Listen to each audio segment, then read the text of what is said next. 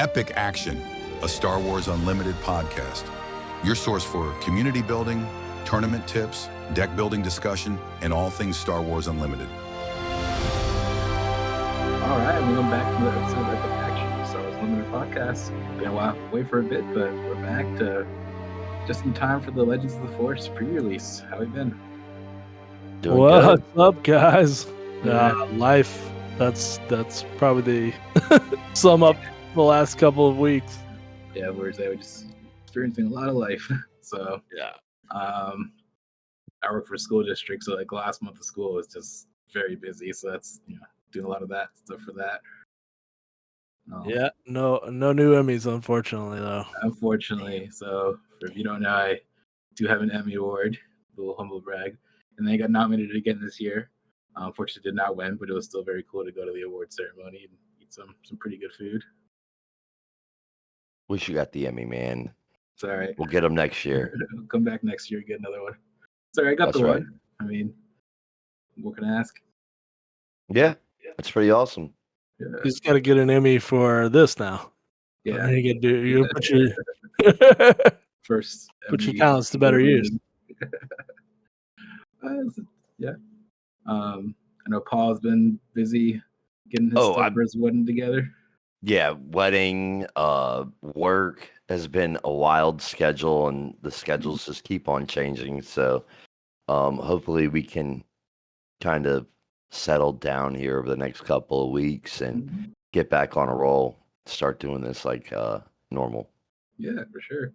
I know like I haven't really had a chance to play too much since the Battlegrounds PQ that I went to, it was like probably a month ago, if not more.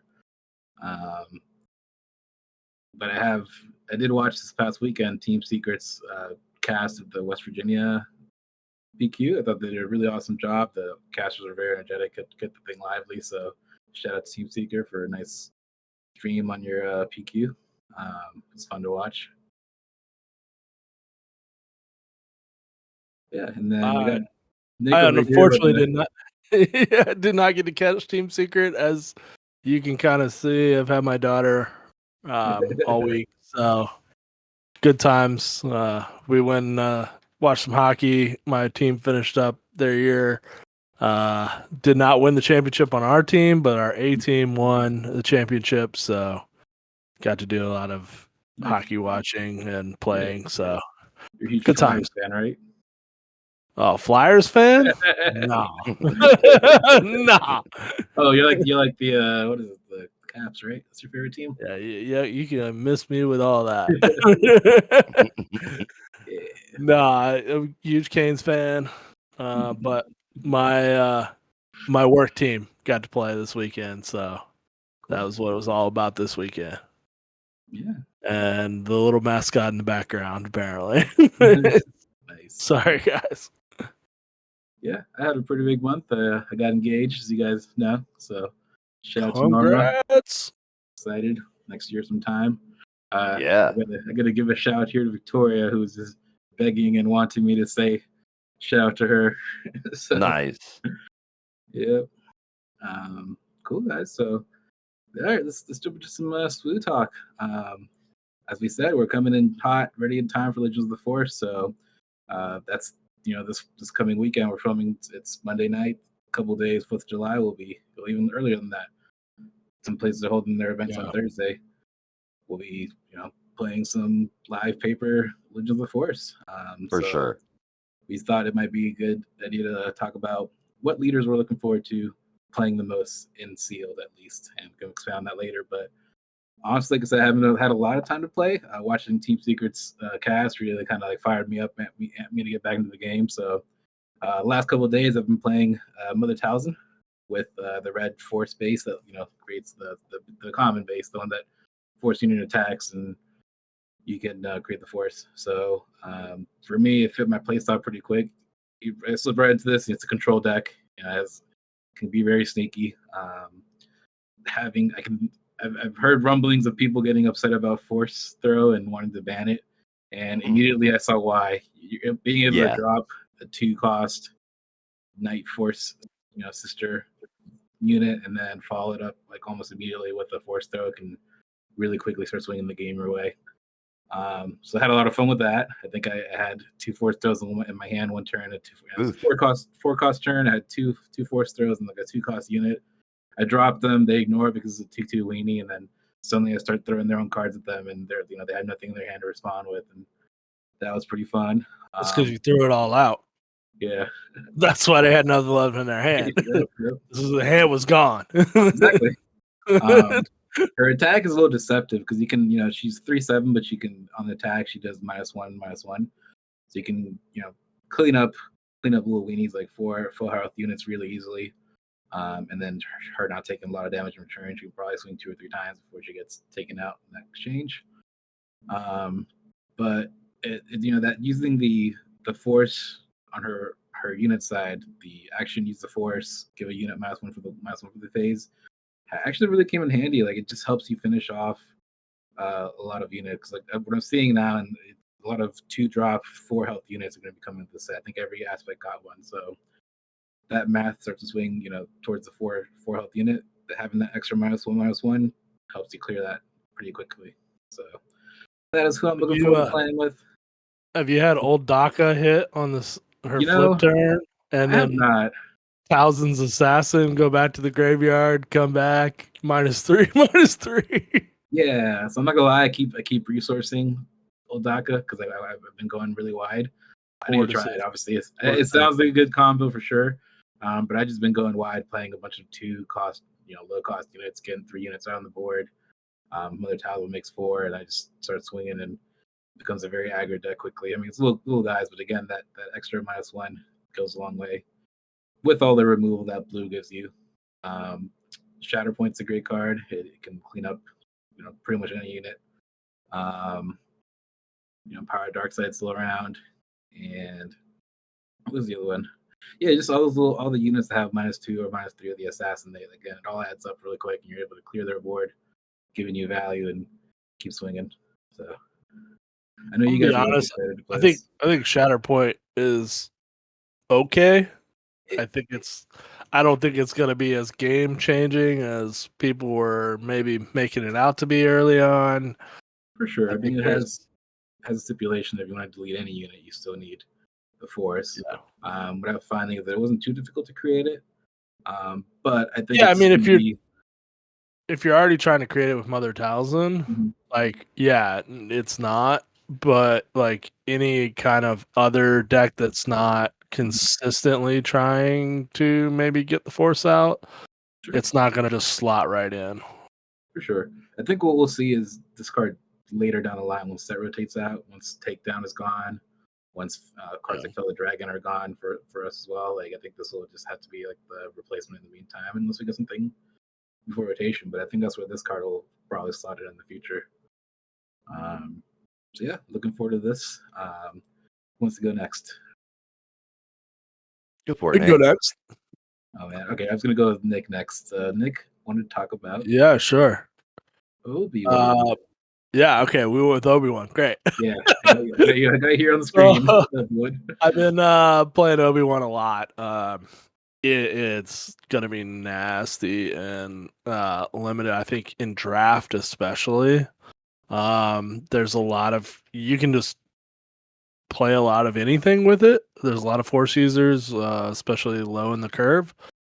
And then what I like to do on the flip turn is actually do the Paladin training Corvette. I think it's like an uncommon 5-cost ship. Give 3 force units a experience token.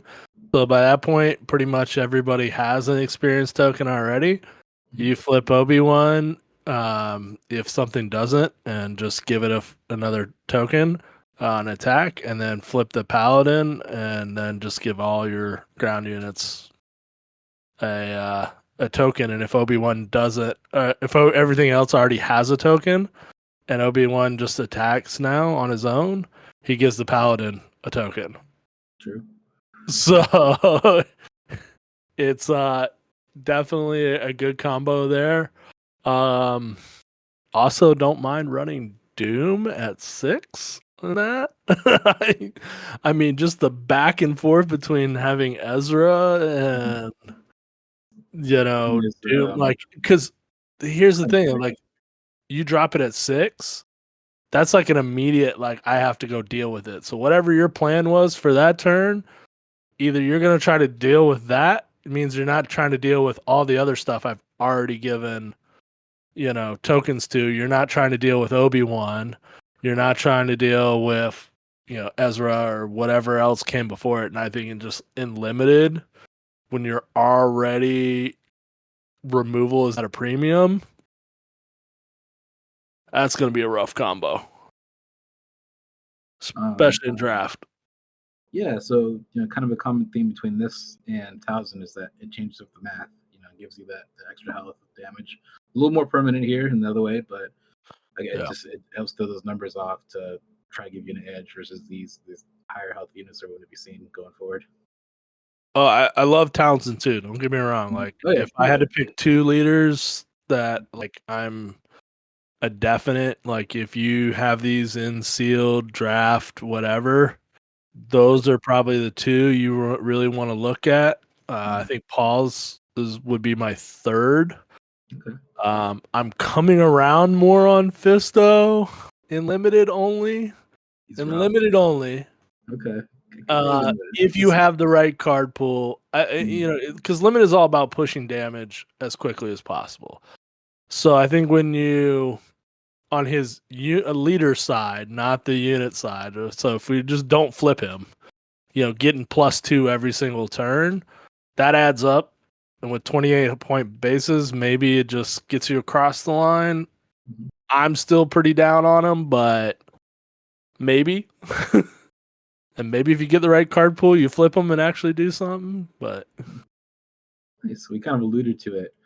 So I asked you guys in chat earlier, like, what leaders you want to talk about. It looks like we all wanted to talk about Towson because she's just going to be a powerhouse. But it also threw me off a little bit that Paul wanted to talk about Snoke. Yeah, so finally being lured to the dark side here. I wouldn't say lured, but in a limited format, like, one of the things that we have to remember is that sometimes our leader is the biggest unit on the board, and it'll remain the biggest unit on the board. We're talking about 28 health. It's going to be a shorter game. It's a smaller card pool. We're trying to get smaller units out, and there's a lot less removal, even less removal for a leader. Snoke to me comes out. He is a 4/7 on 6. So same stats as Boba, except when he flips and attacks, like I said, most likely he's going to be the biggest unit on the board. He's going up to 5/8, right? So on the attack, he's getting the experience. You're talking about swinging with the 5/8. I think that he's going to have some longevity outside of, a bomb. Like, someone played the Vader and got him. What can I do, right? But to be able to turn 6, let me pump up a unit, flip them, Snoke's still big. Now I got 2 larger units, same line as Obi, right? Like, we're just boosting things up. The villainy pool has some nice stuff in it. Again, like, I'm not scared to take Snoke Blue if I draw the Vader, right? And to me, that's probably the biggest bomb you're going to see in the set. There's other big bombs in green, but we're not getting to 10 or 12 resources, right? So, yeah, Snoke. I think he's going to have some versatile energy and be strong. The Force isn't really hard to acquire, in my opinion, and you don't even need it with Snoke. You don't even need it with him. Yeah, his ability to the resource cost, which it's a one curve, but it's trade off. The Force, you have to take some action to get it. It's just have resources you can spend. I would say it's actually a little bit better because there's going to be points where you're just like, cool, I didn't draw the one I needed on curve, or my pool just, especially in sealed, your pool just doesn't have that curve, and you're just like, well, I got nothing else to do. And really with Snoke, what I've seen is it's more about him and his flip, and you're coming out like Paul said at 5'8", really, because Yep. it's very unlikely, from what I've seen, that you have a lot of stuff unless you've been boosting it every turn. Right. So there's that. My only concern is he comes out a little later, and if you've got Obi-Wan pushing a lot of damage or Towson getting a wide board, that he comes out and then you do drop old Daka, you do the Towson assassin back in, and now you -3 on Snoke, and then -1 with the Towson. Now you just got to push 4 damage at some point. So Right. it's fairly easy, I think, to do, because like Paul's alluding to, is not much removal in this set. Right. So There's not. What I think is that like it's a lot of pieces for limited. Like in constructed, 100% agree. And limited, that's a lot of pieces to put together. Everybody knows, like if you got Towson in your draw and the pool's there for it, take the Towson, make the pool work. It's going to pay off its dividends, and you're going to see it when you get to your pre-release this weekend. Maybe some of you Thursday. Other leaders that quick, just real brief to touch on of note: Maul, Kit Fisto, Qui-Gon. I think you're going to find is going to be one of those little sneaks in and does something, and that's sort of like the A tier, I would say. And then you can put sums and B's, C's, and just don't take Revan or Anakin. They probably are amazing for constructed guys, but you're not going to have those pieces in limited. Or the Old Republic character that comes out, like, big drop. I think it's the more you spend the Force 2 times, she gets cheaper, but you're not going to get there probably unlimited. So Avar, yeah, it'd be very risky taking her. Like, just consider that. Yeah. So sounds like she's High Republic though. Yeah. Older, yeah, that's right. That Old Republic. I would say the honorable mention here, Third Sister. Yeah. Just easy. Like, you're gonna get one hit with her. Like, there's no way to hit her on her turn and she flips. Now we're still, I guess, waiting for the full rules to drop here. So whether hidden ends when you attack or not, that's a question I kind of have. I don't think anybody kind of answered that yet. To me, if you attack, you're no longer hidden. Yeah, but that's you're adding rules in where they don't exist. Yeah. So, Well, but we don't know yet. We don't know what the actual, like, we just have the little blurb, reminder text, which is not the full rule for hidden either. And people are making the assumption that you can just do whatever. Well, what I heard from their pods on Wednesday was hidden is only effective the turn that they're played. Right. Hidden is a turn that they're played mechanic. Right, but what I'm saying is, like, after she attacks, is she no longer hidden at that point? Even on the turn she's played. I don't know that. I mean, I guess it could go either way, but yeah, I mean that's probably a Rada-worthy question, and they'll probably address it if they haven't already, and we just might have missed the news on it. You know what I mean? Like, someone's looked into this; they know. Anyway. There's been a lot of playtesting out there. Someone's got an answer for us. Yeah, for now, I would assume that it doesn't, just because it doesn't say that you do lose it. So, absence of saying that you lose it, keep it until we otherwise start switching out the batteries on my. Well, we will know when the pre-release kits come out, because it'll be in there. True. Well, I'm sure there's some people have been ripping. I already seen on like the marketplace, people have been ripping cards. For sure. Yeah. So, I've been watching some Carbonite openings, that man. rule. All right, so that's it for our little pre-release chat. Like, good luck to everyone playing. We are in our local area. We have a couple coming down this weekend. Curio Cavern in Springfield is going to be hosting a ton of events. They have 2 on Thursday, I think 11 a.m. And when's the second one? 4? Thursday is 1 and 6. 1 and 6. There you go. I'm messing that up. And then I think Friday they're also doing it at 6, which I don't think I'll be able to make it back up in time for that. Yeah. So if you're in the area and you want to spend your 4th of July doing some SWU, that's a great option there. They're also doing Saturday at 11 a.m. I know that one. And then your hobby place, Fredericksburg, is doing 6 o'clock, 4 o'clock, 4 o'clock on Saturday. And they'll have other events next week. I think next Wednesday is technically another pre-release event, place for a weekly. And then on our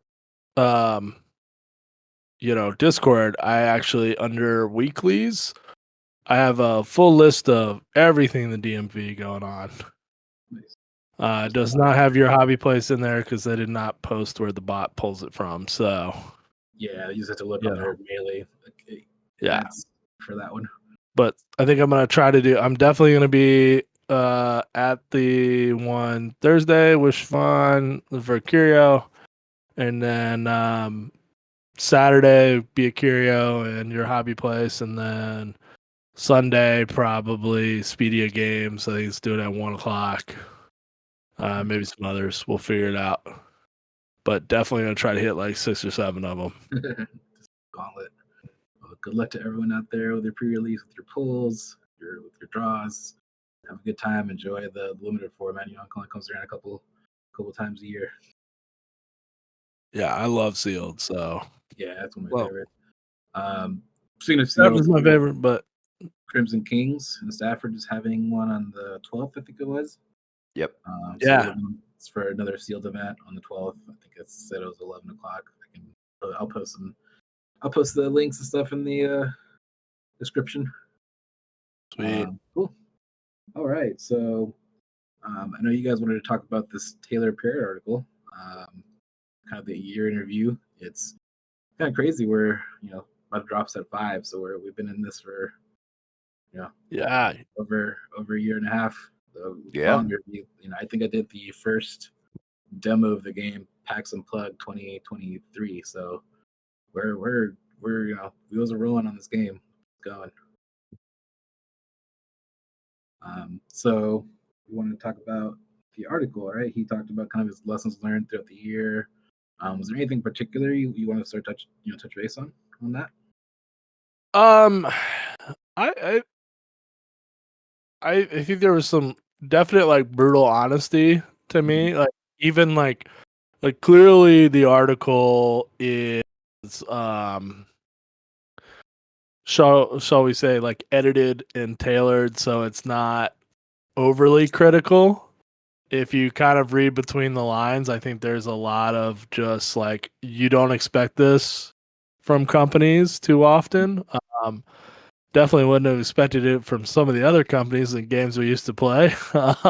That's for sure. Quite the opposite. They probably would have told you it was all your fault, which is nice to see. It's refreshing. That's really what I'm trying to get at is even though it's like, all right, there's some like corporate-y like editing to it. It is still refreshing. I don't know that I agree with everything that how they view it, which is kind of where I was trying to get after. It was like, hey, do we see the same things that they're seeing overall? I think the first thing that really kind of jumped out at me was in the Sparker Rebellion section. They're like, yeah, this is a masterpiece. And I'm like, okay, it was really good. I think it was, going back and playing it in limited and whatnot, like it's fun, but to me, it's very kind of simplistic in certain ways. Like I don't know, I like something a little bit more complex. I think they're a little. I apologize. Yeah, I think Spark laid a really good foundation for it was coming. I think that's maybe where he was getting at there. At least that's what I felt like when I was reading that. Yeah, so I think that was.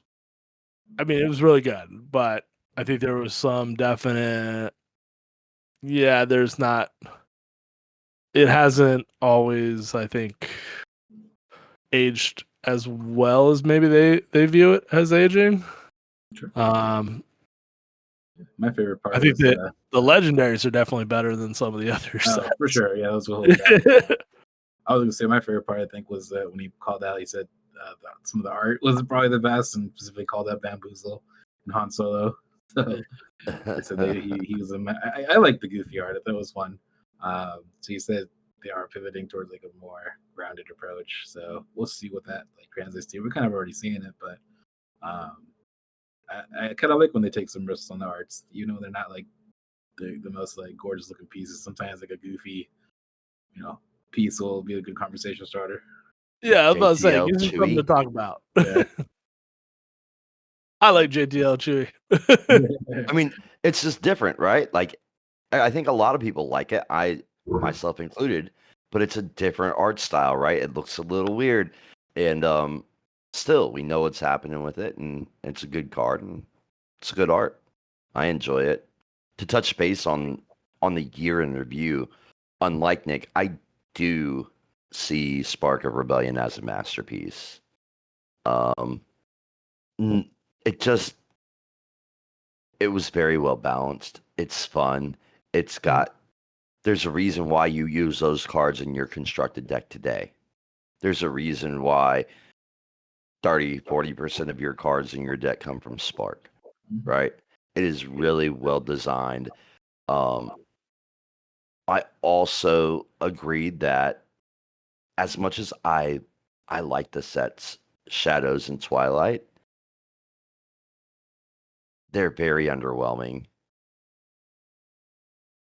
But I think that's It- what the part that I'm kind of getting at is like Spark looks like more of a masterpiece because the other sets were so underwhelming. Like overall, like it's the fact that you're still basically using the top end from Spark after 4 sets to me is a little concerning. I don't know. It's like it makes you wish for like we've kind of talked about. We wish for rotation because right. we're tired of playing those cards over and over again. And they kind of alluded to like in later in the article, like they were afraid to take risk. They were afraid to make something too powerful and just overwhelm everything else. And so that's why like exploit got nerfed, the coordinate got nerfed. Like so I think it's like it's a simple set, so it was a safe, and it's also the first set.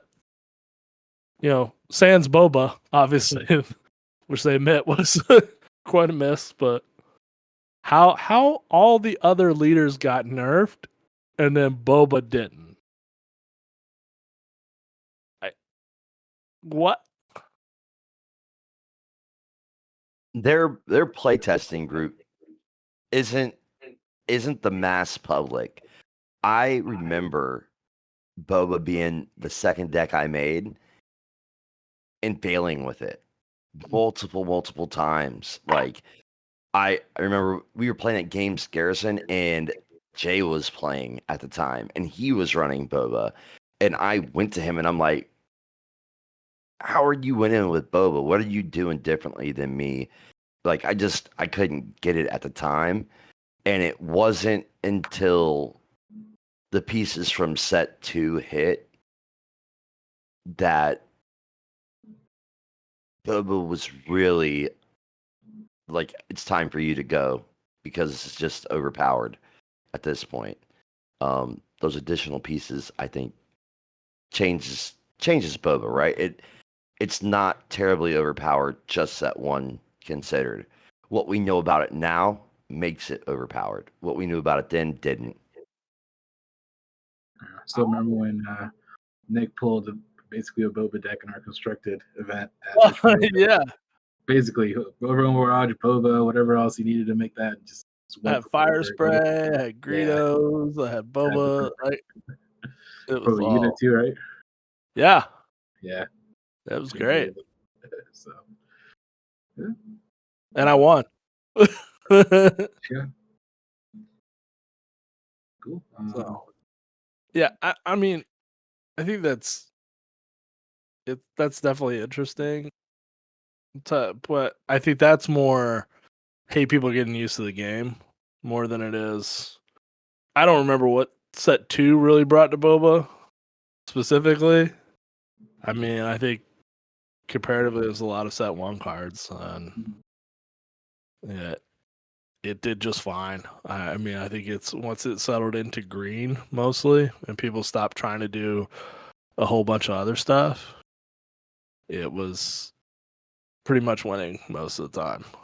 I think there were better players that were playing other things that definitely gave them advantage. Like, I think the game is still very, skill player driven. I think there is which is nice. It's great because it's not just the cards. You can't just go, dot deck and just show up and never play the game and you're winning. So I mean, there is that. Like, I mean, Sonny, much better player than I am. I was playing Boba Green, and he came and beat me with his Palp Yellow.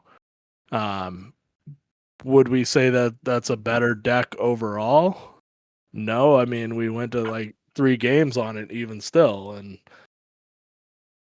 that's, I think, where the player difference kind of maybe won out in like 2 to 3 damage, which makes a difference in the game.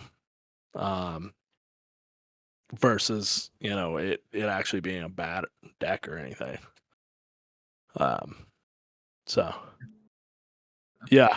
What do you guys think about the part where they're like, yeah, Twilight of the Republic was great, was a masterpiece essentially in design?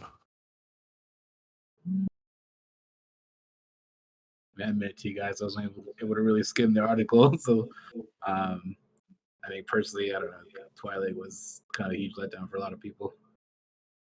Oh yeah, so if you haven't read the article, basically they started out with it was a complete development failure. So development, they're talking more about game mechanics and all that.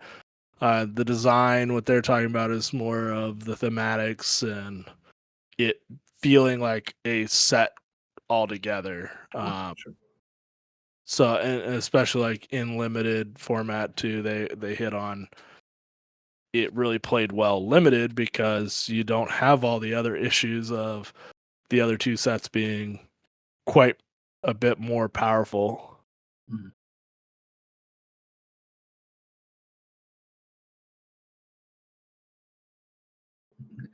Like Paul was thinking. Yeah, I'm waiting for him to say something.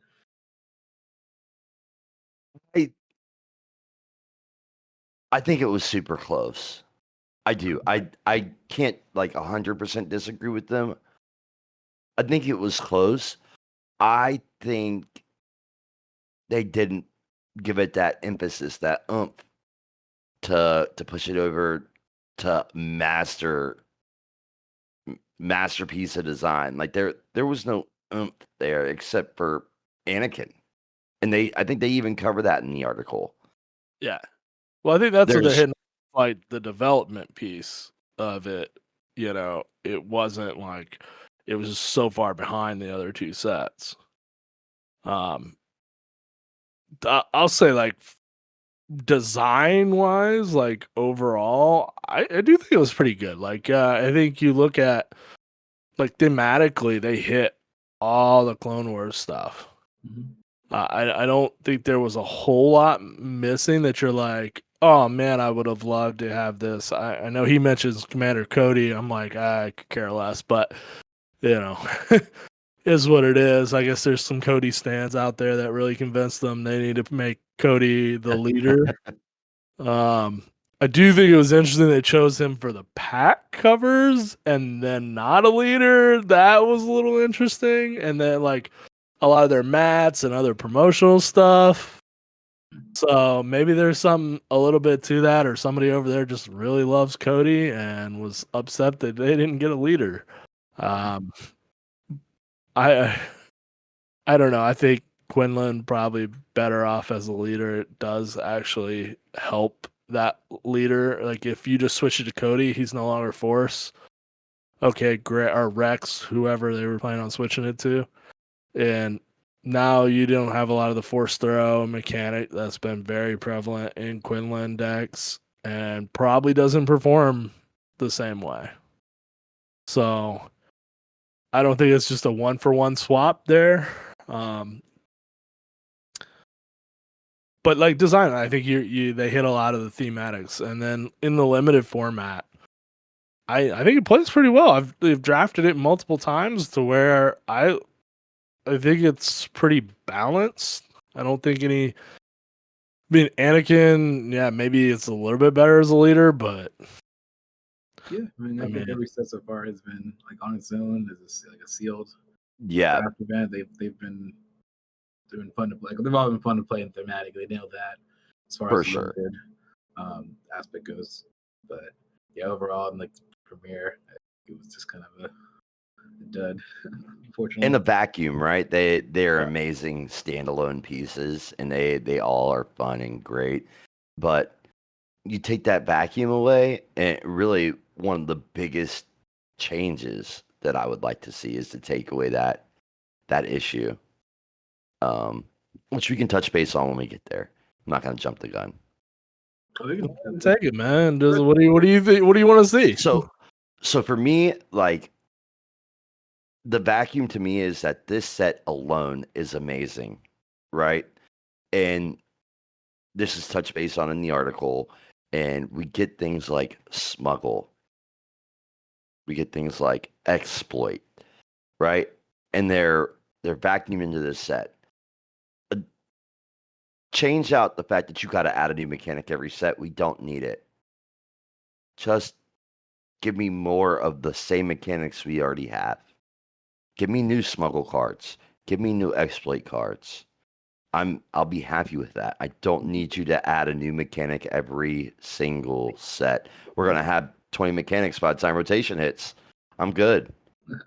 Let's call it a day right here. We're happy. Yeah. Well, I think they already said they're looking to add like 2 each set, which is kind of unfortunate, I guess. I mean, you obviously this set you're gonna get hidden and force, obviously mechanic there. I just feel like I'm good. Yeah, I feel like we need some more support for some of the old mechanics. Like I would love to see some more bounties that are actually more playable, some more like 0 cost ones. Things that definitely smuggle, like some stronger smuggle cards, not just the timely interventions played all the time. But a lot of the other ones, they're great to have like options, but they don't see a lot of like premier play.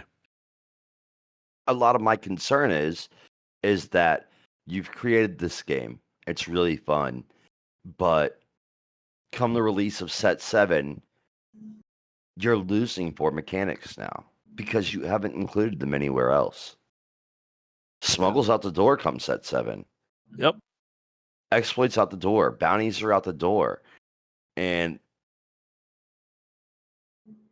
yeah, you want to keep on adding mechanics every set, every 2 new mechanics every set. Like, let's just lock in on that this is the game.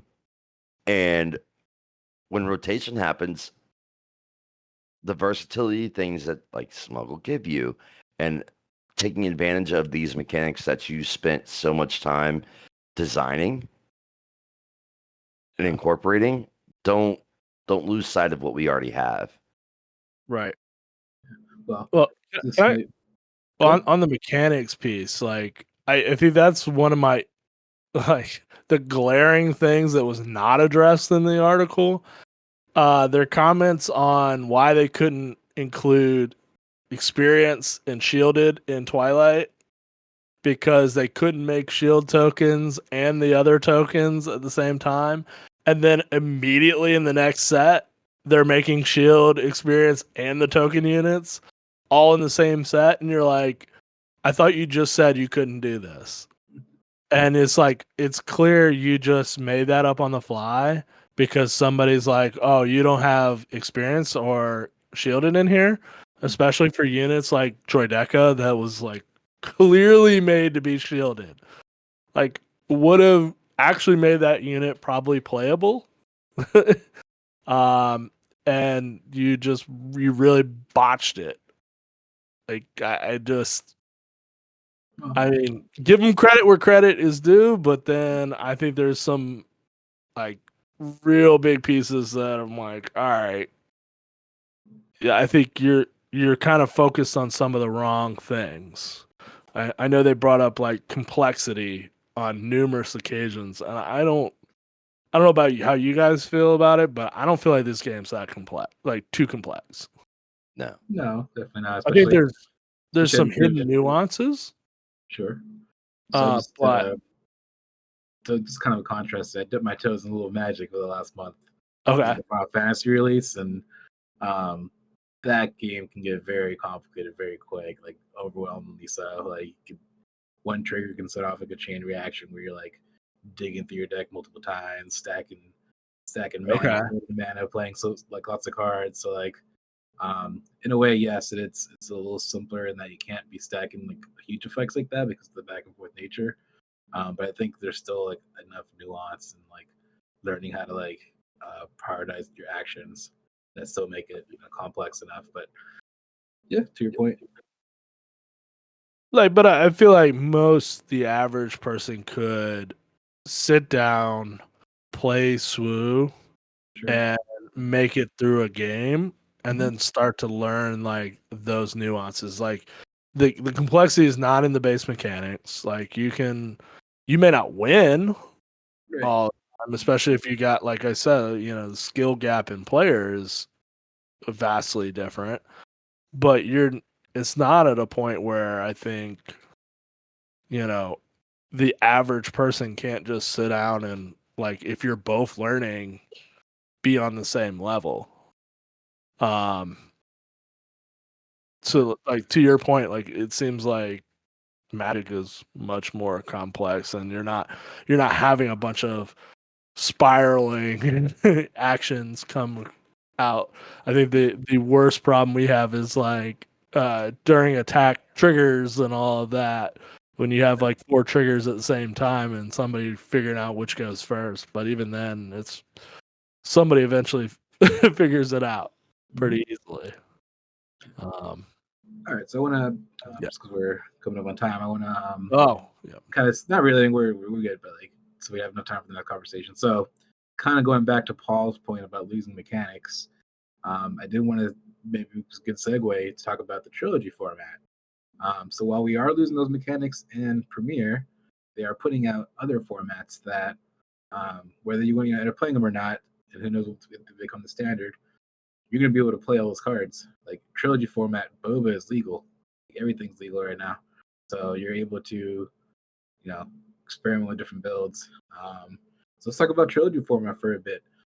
They released it a couple weeks ago, and it's basically this format where you bring 3 decks and your list build. The idea is that they want to test your deck building capabilities. So you build 3 decks. You can't have more than 3 copies of a card across all 3 decks. So you can't just bring 3 Django decks or 3 Boba decks. You have to, diversify your decks, which I think is pretty cool.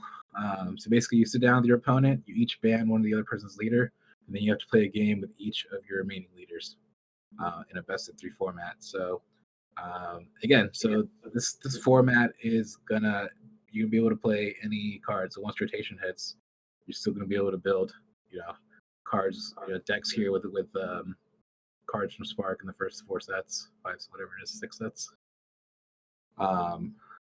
So that's a way to keep the mechanics around. But yeah, I agree. It would be nice to see some of those come back in another set before rotation hits, so we can get a little bit of extra overlap between the older versions of it and whatever new like bounty they come out with. Let me ask you guys before we get into like trilogy, how interested are either of you in Eternal as a format? Because I mean, it goes like hand in hand with this. Yeah, it's really to tell. I think that you gotta have the player base, and we're still growing. So like Premier is still gonna be the go-to. That's the easiest, most accessible format. So until there's like that huge player base, like Magic right now, again, let's talk about Magic. They have been going for what, 25 years, 30? They've been going for a while. So there's a huge player base, but the popular format right now is not standard, it's not Premier, it's Commander. That's where their most of their players are gravitating to. It's the multiplayer version of it. And the reason this got popular is because it's a more casual format. Like people just want to have fun.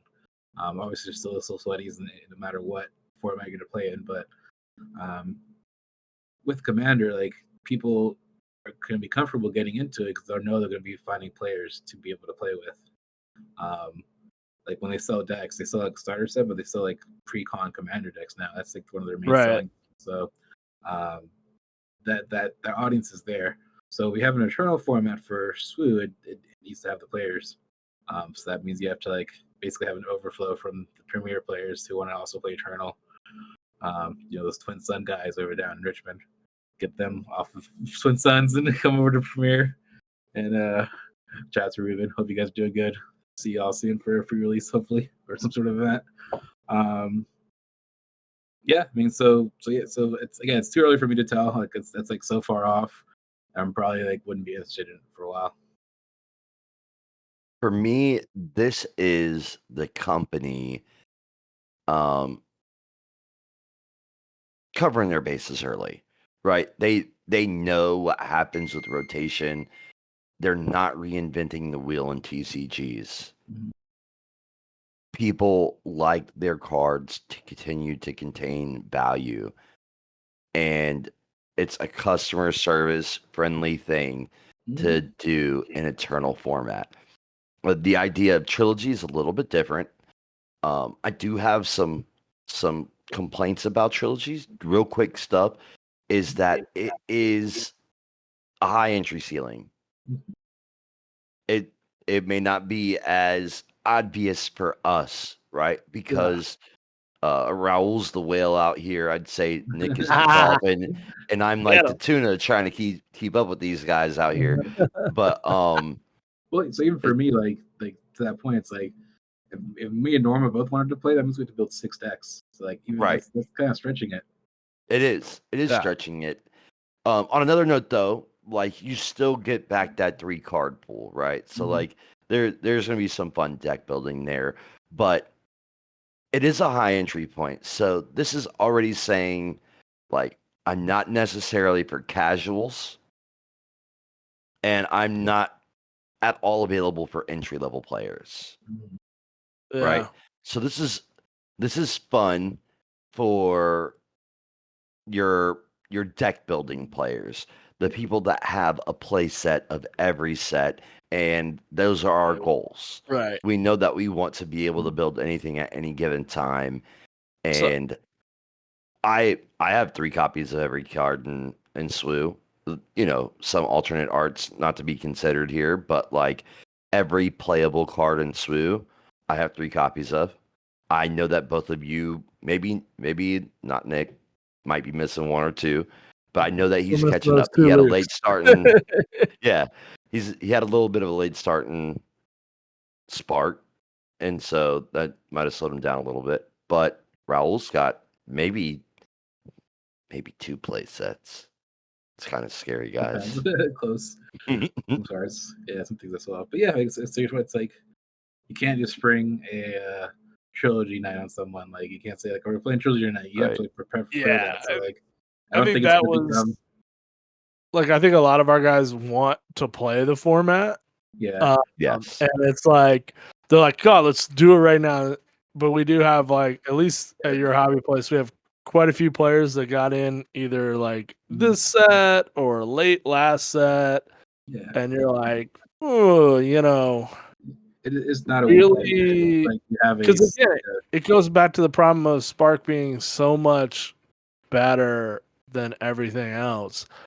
I would have liked to I'm less interested in Eternal, just overall. Like right now, I don't see myself very interested until at least 8, 9, set 9 maybe. where you're like, all right, I haven't been able to play with these cards for 6-7 months. That's when maybe I'm a little bit more interested in it. Like right now, I'm like, forget that. Like, I just want all these other cards to go away. Let's start fresh again and let's see what's fun and not, just what everybody was thinking is the best, stays the best. We kind of talked about in the last one, like our biases are informing our current deck building. So when you get to rotation, we throw out all those biases to now there's a new set, a new way of doing things. I think it's going to really show who's able to like adapt to that better.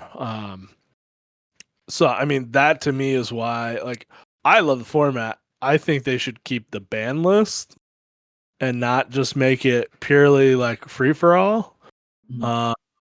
I think if they did that, I would love to see some tournaments do a trilogy format. I would, but I don't want to be like, oh, every person I show up, it's got a Boba Green deck, and it's like, all right, cool, I'm banning that one. We're gonna play it.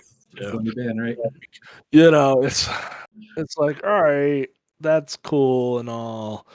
And then you get into people like I've already started talking about, well, what if I bring my Boba Green, but then don't put any of the good cards in there and stack it into others so somebody bans it? It's like, all right, well, I don't know that I want to play that, like, oh, let me check your Boba deck and go through the card list here to make sure you didn't put timely interventions in there, whatever else that you would know. Your Vaders are not double stacked in your Boba in this other deck I banned.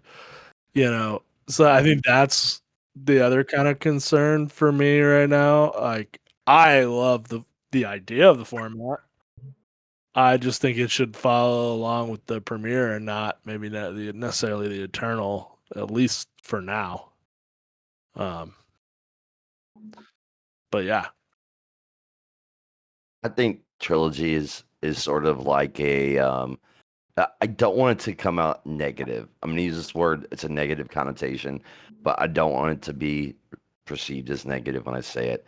But trilogy is a gimmick. You know what I mean? oh, It's that's what it is, man. It's a I gimmick. disagree. It is a great idea for people to get together and have a good time that is Twin, planned. You're not going to I, see this you're not going to ever see this in a tournament setting. You're not going to see trilogy in a tournament setting. It's going to be a casual I highly, style. I highly disagree with that. Yeah. I I get where think you're coming from. Twin Sons is a gimmick. That's an absolute gimmick and a joke of a format. I don't think so, man. 100%. Like that is there is because it does Maybe you not just take. don't like the singleton format though, and we get that, but it's Well, I not don't meant like to the be singleton competitive. format, but it's not a format where it gives you a lot of agency when it's you got the rotating turns and it's like, all right, cool. Well, 3 people have just attacked me on my entire turn going around, and somebody also tapped down one of my units. The only thing I could do to play, like that's a real feels bad moment. At It is. least, trilogy, yeah, you're banning one deck.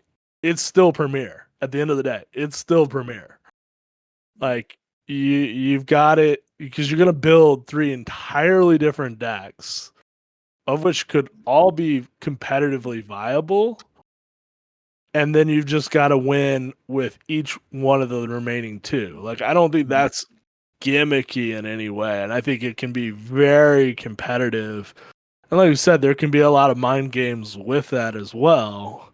Of, hey, I brought 2 green blue decks, figure out which one has all the blue removal in it. Oh, it's eternal. Now I've got enough blue removal to spread between the 2. I think there's a lot more you could do.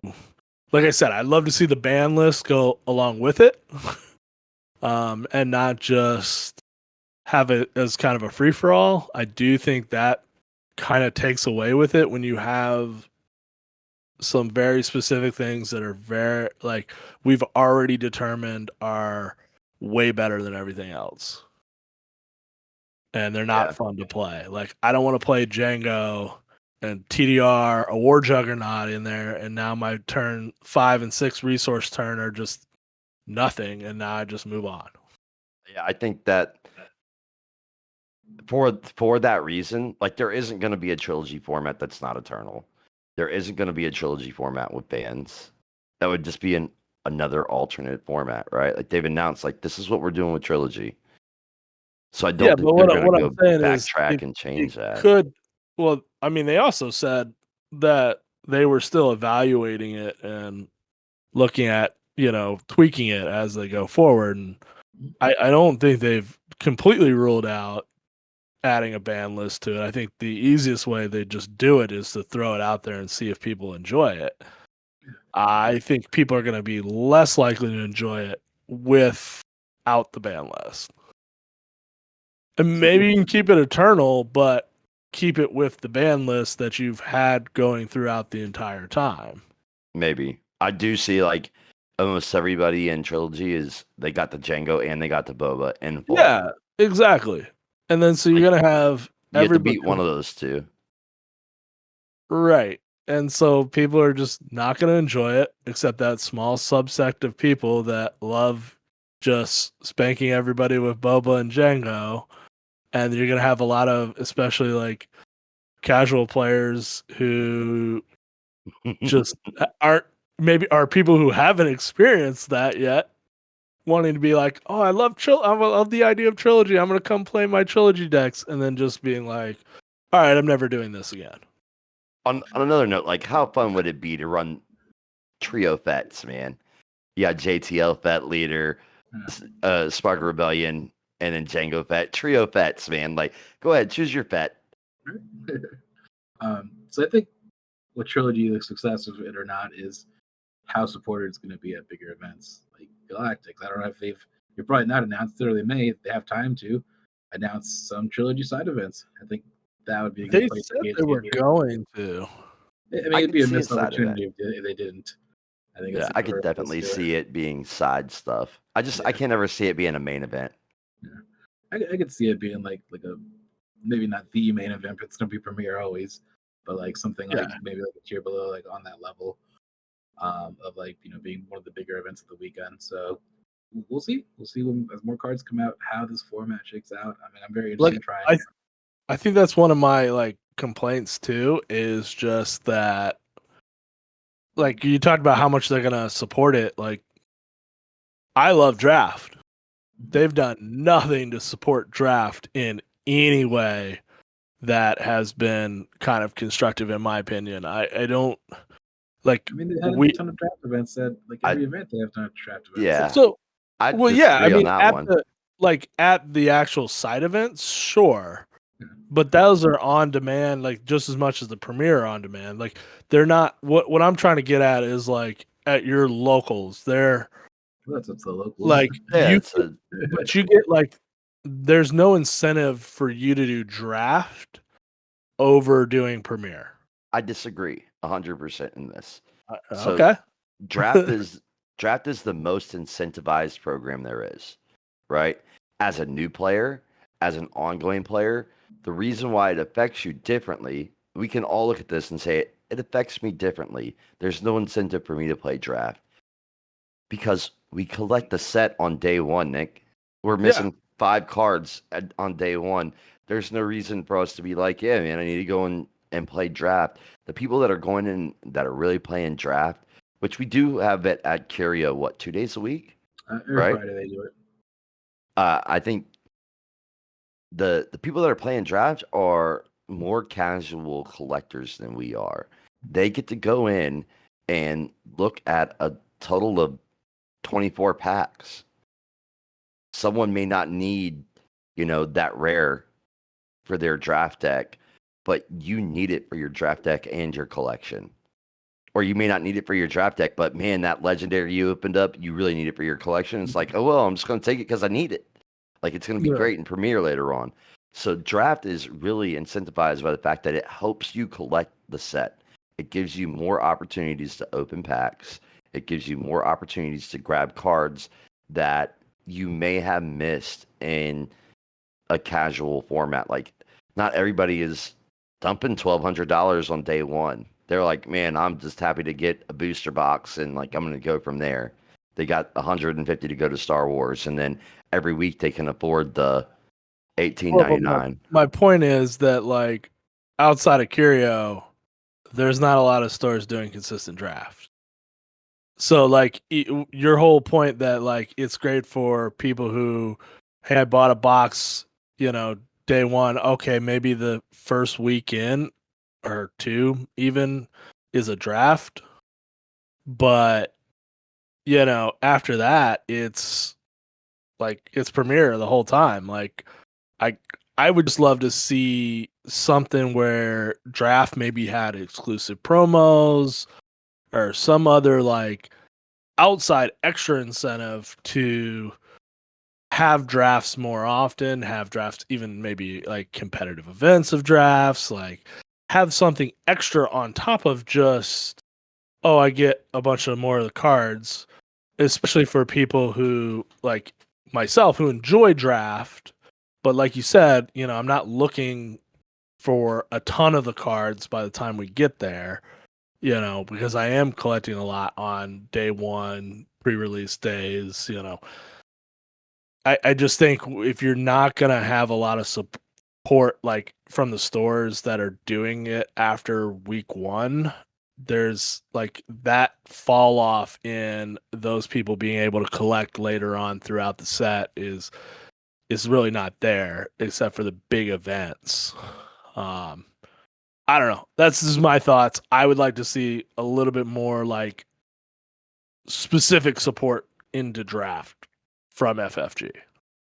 Fair. I mean, it would be cool to some of that. but I think from what I'm hearing, it's a little anecdotal, just because like in our area, like really curious on running them. But there are other places running drafts, so it just depends. Like I see Magic drafts like all the time. Like every store has Magic drafts. Like, are they doing something different that like FFG's They're not dropping a set every 2 months.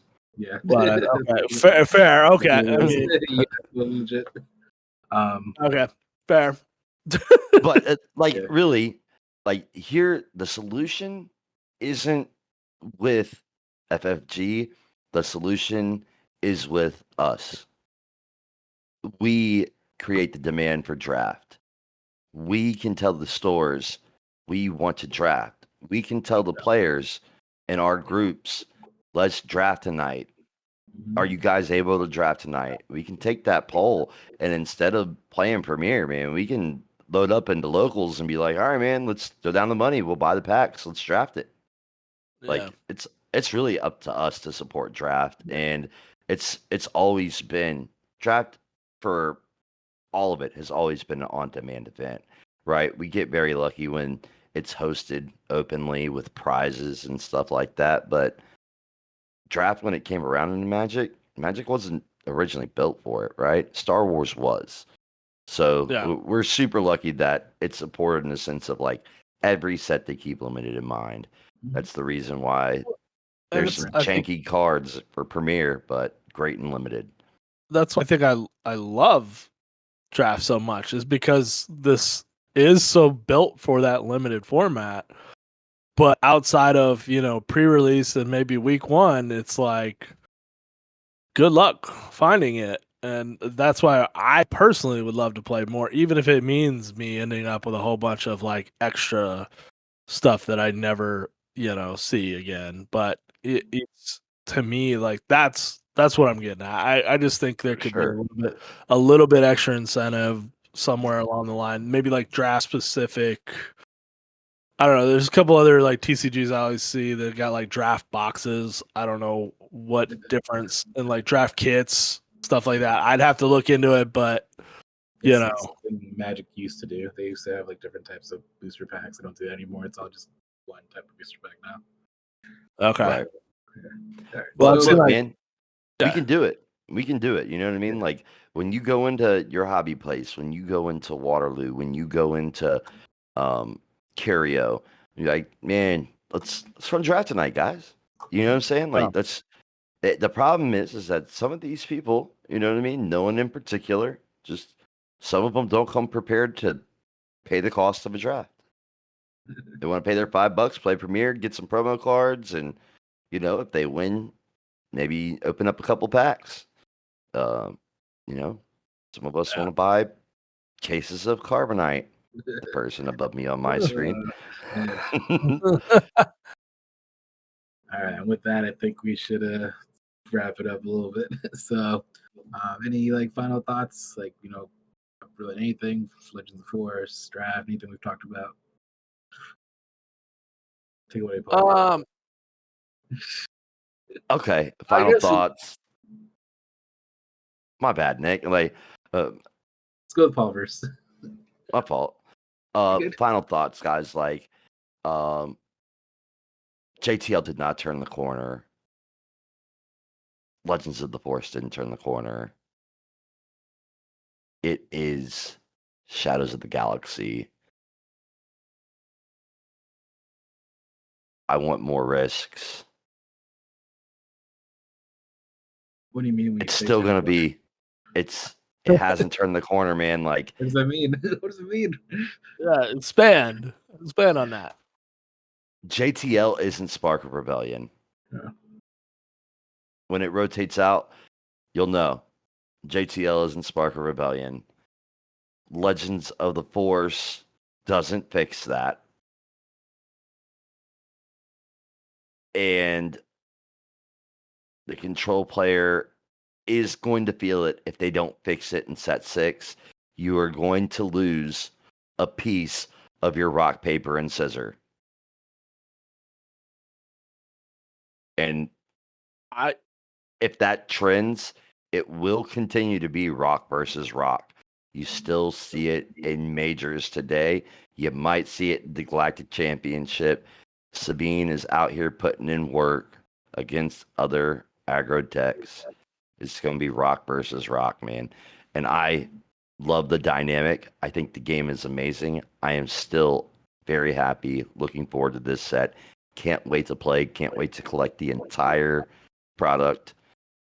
Even get my hands on some promo cards when weeklies come around. And it hasn't turned that corner. I really hope that we do. I probably agree with Paul. Somewhat, at least. Maybe not as thoroughly. I think there is a lot of JTL that has added some balance. I mean, especially in the ships, holy crap. Thank God we got some sort of space that's at least viable in more decks outside of just Django space. Rip. But yeah, you can actually play vehicles and it be a viable strategy versus somebody going all ground. You can't just do that anymore. I think this is part of what we cut from earlier is this is our first one back since the whole set was leaked. And I think our question before was, is the Force going to have payoff? And I think we may have answered that, to my opinion, of I don't think there's enough payoff there to really go heavy. I mean, maybe some very specific leaders. We'll see how it plays out, and maybe we just hold that thought for another week or two. But I'm a little concerned, especially if they're just going to introduce 2 more new mechanics next set. I think these 2 sets specifically, I think we're ripe to have the same mechanic going forward. You could take the Force into Secrets of Power, and I think just build off of it. I think that's one where if they're not going to do that, I'm a little concerned. Because I don't see people wanting to play the Force deck. It's a lot of slow play for a lot of people. A lot of people are like, oh, I just want to, churn my turn it, and like super aggro, get Sabine in, do all my stuff. Like versus where you've got to time your stuff, you've got to do the force mechanic at the right time, you've got to, like I think that's the one thing when I've been like kind of testing it out is it's not always clear when the right time to use the force mechanics that you have available to you always are. And I don't think in my opinion, the payoff is great outside of a few niche cases. I think the things that don't use the force in here that are very good that are going to be much more prevalent, such as Vader and Snoke and possibly Revan in certain builds. I think those are going to have. Now, does Secrets of Power have a chance to be like where you don't lose control on rotation? I absolutely think so. I think like if you said like Darth Nihilus has like a ability where he can just drain people's life and like restore and maybe damage something, that would be a cool mechanic. I don't know, as you call it, drain. I don't know what else to call it, but yeah. Because life drain, which is basically that. Okay, so I mean, I guess there's precedent for it, but I mean, that seems to me like the perfect kind of like Iden-esque ability to where, hey, it's damaging units or something, and it's still restoring your life on your base. Mhm. I mean, again, I'm just making shit up right now, so like we're going way off book. But I'll let it play out a little bit because it's really like set 7 is when you're gonna know, because that's like, do you lose every, even Power of the Dark Side, even merciless, contest rotates out. So I think yeah, we lost Raul. I'm still here. My camera's I think I'm a it's little ready to go. I'm a little All right, let's concerned wrap it up. too, but at least JTL and this new set seem to be an equal-ish power levels. Mhm. So when everything rotates out, it's not going to seem like JTL is so much better than what Twilight was. So I think there's at least that where maybe that's why I'm not super excited to play Eternal either, because I don't want to just keep playing Spark.